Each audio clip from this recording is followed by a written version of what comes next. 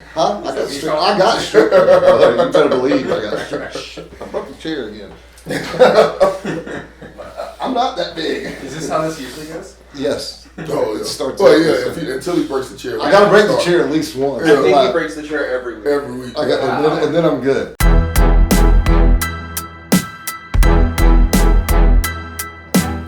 Go ahead. Hello, everyone. Welcome to Where's the Line? This is Alex on my left, Tillman on my right, and today we're trying a new format for the show. We're going to have a lot more structure, and remember to stay till the end because we have a guest to come in and have some interesting opinions on our own. Now, gentlemen, you guys have some topics to talk about. Who would like to kick us off? All right, I'll take it. And what we're doing is we're going to each pose an idea and try to process it. Okay. Something different. And it's cold because we've not, any of us, talked to each other, so this will be kind of interesting. All right, what I wanted to hear your thoughts on, this week in Cherokee County, the Cherokee County Board ruled that critical race theory will not be taught in Cherokee County school system, K through 12. All right, now, critical race theory has had a lot of attention nationally. Different states are approaching it in different ways.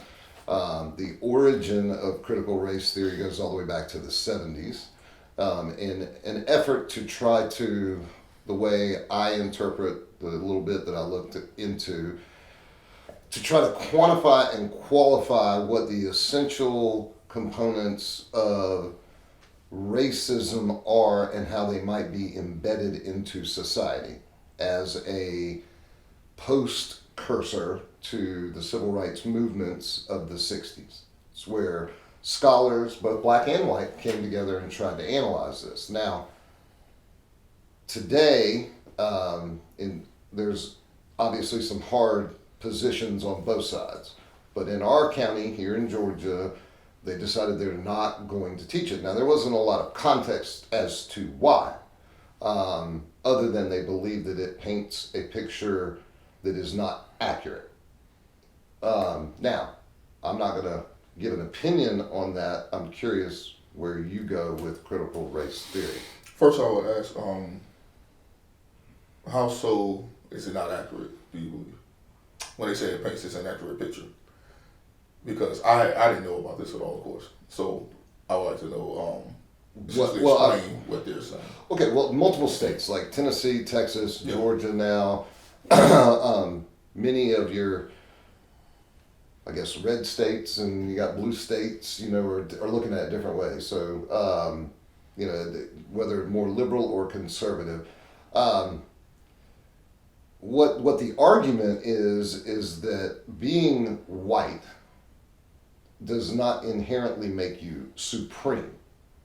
All right, where critical race theory applies that by the color of skin, that society, okay, going back to law enforcement, something we've talked about before, but the imposing of a social structure, a legal system, which really governs part of our government, right? We have the judicial branch, the executive branch, and the legislative branch, Congress and Senate, right? That the legal system is inherently racist, okay? Therefore, translated that what is being taught or is perceived to be being taught is that a white child is supreme over a black child, and that must be overcompensated for through education. Elevating minorities above. Now, that was my interpretation. There's a really long definition that I couldn't quite memorize to give it to you exactly. I almost printed it out, but in a sense, kind of like what we talked about with the acting roles and like a overcorrection of black actors in roles that may not even be appropriate. The conservative viewpoint is that this is an overcorrection, and it's an argument that's been going on for decades. So where that's the part that may not be true, if you're asking me, because I don't think you can correlate the development and evolution of the legal system as it applies to race in America to two individual young children, one white, one black, and say one believes that he's supreme over the other, therefore we must elevate this one above that one. Isn't it equality? All men are created equal. Now, you can go back to the Constitution. Yeah. It may not have meant that exactly then, Yeah. because it was white landowners, etc. I understand that. But if we are going to let the evolution of a malleable document like our Constitution guide us, and that all men are created equal, is critical race theory an overcorrection? And I think that's what people are arguing. Well, I would approach that in the same way I did with the movies or the television shows. Right. It may be an overcorrection, but it's an overcorrection that is necessary until we can get to a point of equality. Where you're looking at is people saying, well, they're elevating this minority over this white person, and that's wrong because this white person already feel like they are at the top. Does an 8-year-old white child feel supreme over an 8-year-old black child? It's possible. That's possible. We're taught differences in Based our on skin. race, based on skin color, It's not possible. economic differentials based on. It depends on how that child is raised. I.e., that child may not even with skin tone. You don't have to have that viewpoint as a child. It could simply be, well, I have nice clothes and shoes, and that one doesn't, so I'm better than you. And that in itself, the economic difference can be something that still boils down to race. So we're talking about the setup of the way our government works within America and marginalizing minorities. So as long as minorities are marginalized, they're going to be in a less economic situation. So therefore, it leads directly to that idea for an 8-year-old boy who just think, I got better shoes or I got better clothes, so therefore I'm better.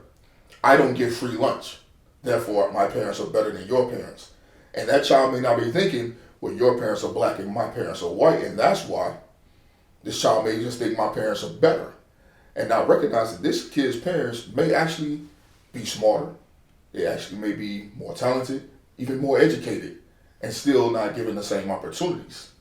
So no, that child doesn't have to feel I'm supreme because I'm white.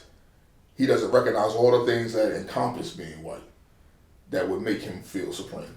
But isn't that more white privilege component than it is a critical race theory, applying that inherently because he's white, that he's racist, or that the system is racist because it's a social construct?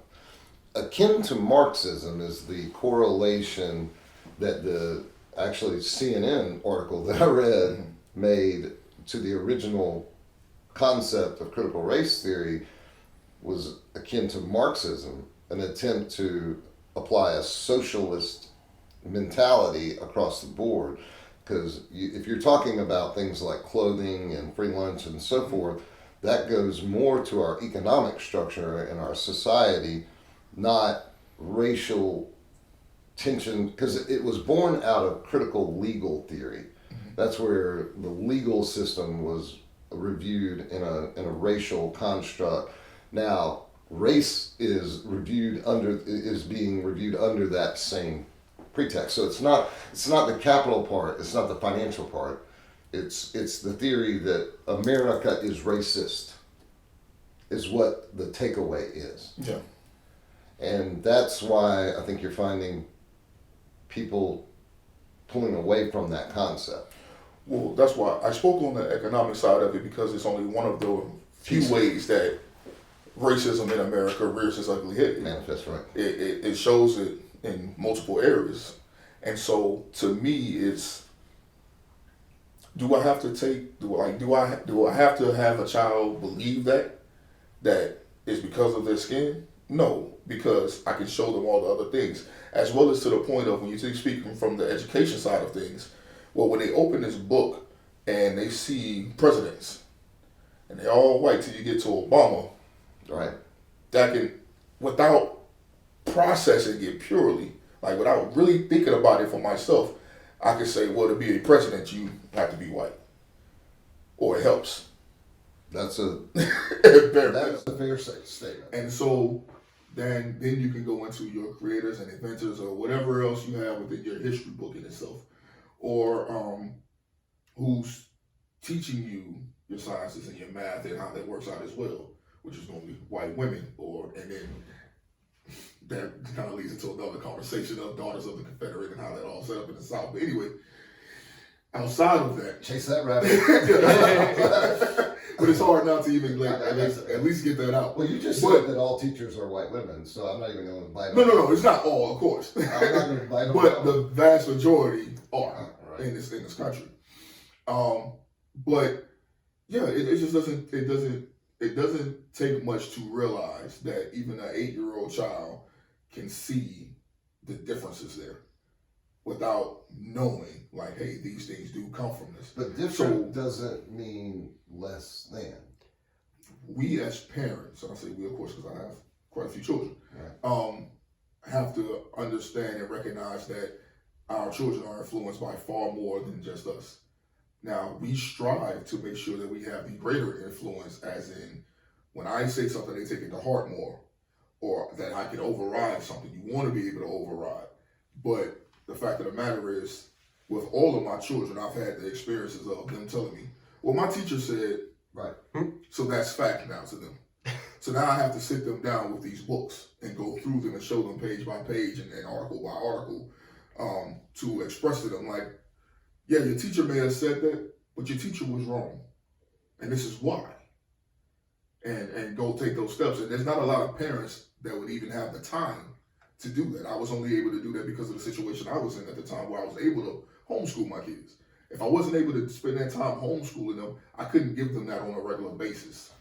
Mm-hmm. So, but now the course that I'm right, but then we're saying that the school system and or by default the teachers and the teachers association who create the curriculum therefore get to determine what is okay for your child as it relates to cultural and social constructs, I guess, meaning how they view it, because that would bother me. As a grandparent, not as a parent, that would bother me, because if we were going to look at it in an objective way, without bias, shouldn't we educate children that here is the evolution of the American process, the greatest country in the world, and people are going to be hard to argue that point, right? Most successful, most opportunities, most diverse. As best we were able without oppression, even though we talk about racism, the evolution of our country to the point where we are today, instead of America's racist. And this is what we need to do now to correct it, meaning the 8-year-old white boy is wrong and the 8-year-old black boy is empowered above, instead of promoting equality, which is honestly what I remember from school. The issue that I have with that is, if we're acknowledging that this 8-year-old white boy is already above and we're trying to get them even.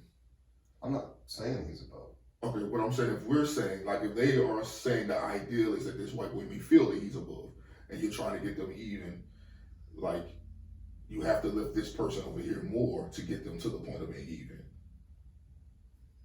But if I'm below, isn't that more like an emotional support component, instead of teaching a concept that race theory applies across the board in America? Because at some point then, doesn't that translate into everything is racist? Are you asking me, does race theory apply across the board? Yeah. Because I believe that it does essentially apply across the board. There are people who stand out, of course, people who are not as greatly affected by this, by racism. But for the most part, I feel like it does boil down to, yeah, this is for the most part, in general, everybody goes through it. Everybody has to deal with it in one way or another. All right. So to wrap that up, what you believe that critical race theory should be a component of education, and what we saw this week is that our county decided that it is not going to be. and it is probably a point of contention that we might need to explore further. Yes. For you and I, because I'm not where you are with it, but I'm not against what you're saying. I agree that there needs to be a leveling, but I don't know that we empower the school system and the teachers to do for our children what we should be doing at home. That's my kind of take on that. And to build on that, I think if that we were to take this and treat it like the human rights issue that it should be treated as, Yeah. that none of this would be necessary. I.e., like you said, if all things are even, you know what I mean, and if everyone was objective, this wouldn't even be a conversation. But no one's objective. But yeah, We all have bias. to